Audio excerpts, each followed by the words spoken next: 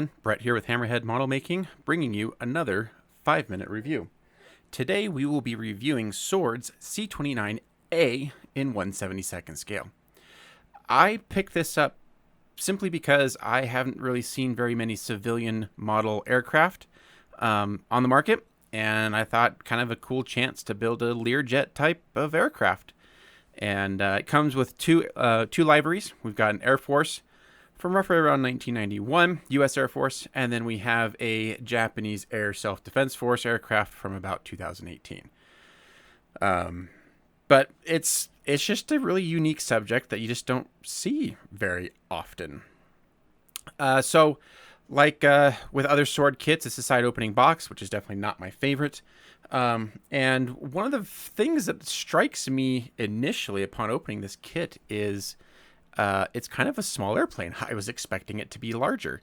I was comparing it to some of my other 1/72nd scale kits, and it's rather small. So, I mean, it's not a fault with the kit or anything. I was just quite surprised. Comes on two sprues of gray plastic and one sprue of clear plastic. If you watched my previous review on the Sword F3H Demon, this will look pretty familiar to you. It does feature recessed panel lines and some raised details. The instrument panel is actually quite nice looking. It comes with a cockpit. It does not, however, come with any interior in the passenger cabin area. I got kind of a disappointment. At the very least, they could have had a floor and an aft bulkhead and some seats or something. But yeah, kind of a bummer. But so then we got the wing section here, engines. You got engine faces and exhaust, and you can see a lot of the little antenna there. And then we have our clear sprue here. So this comes with the main windscreen, the side windows, and the landing light covers. So the cabin windows, they just kind of slot in. You do actually, depending on which paint scheme you use, you actually have to cover over and fill in some of the windows because they don't use all 5 or 6 windows on each side. Here's a decal sheet, rather simple.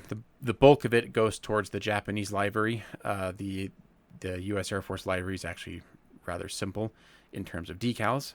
So let's take a look at the instruction sheet real quickly.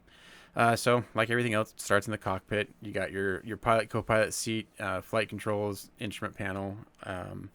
It all sits on the cockpit floor with an open bulkway leading aft. You can see how the windows go in, building up of the wings and the landing gear, getting everything attached. There are some options depending on whether you use the U.S. Air Force or the Japanese version, so keep that in mind.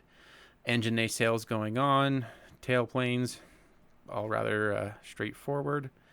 And then here we have a somewhat detailed guide on all of the aerial placement. There's quite a few of them, so just be wary of what you are making or which option you are doing.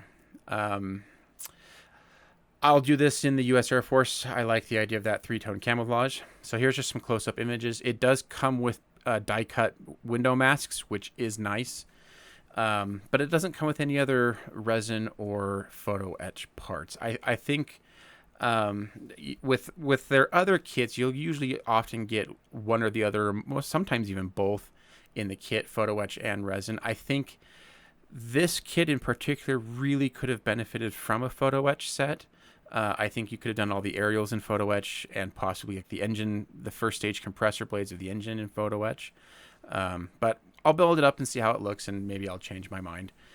But overall, I think the kit looks nice. You can expect some slight fit issues with Sword being a limited run kit manufacturer. The decals look phenomenal.